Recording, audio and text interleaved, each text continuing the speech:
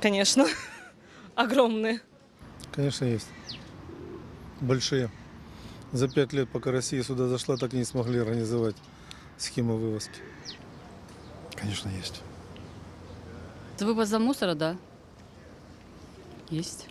И так у нас люди не очень воспитанные, бросают, где попало мусор. Ничего пока особенного. Без понятия, я не житель Симферополя. Считаю, что да, есть. Ну, есть, мусор как-то нерегулярно вывозится, потому что есть баки, стоят, либо их мало, либо потому что и стоят переполненные, и это очевидно, и это как бы по районам. Это... Я не один такое вижу. Нет, по-моему, чисто везде сейчас. Чисто везде. Убирает, все нормально.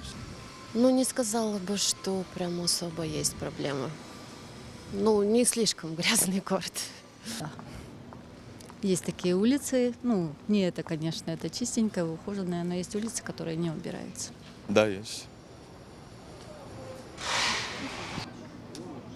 Есть, конечно, как везде, наверное. Улицы есть чистые, есть улицы неухоженные.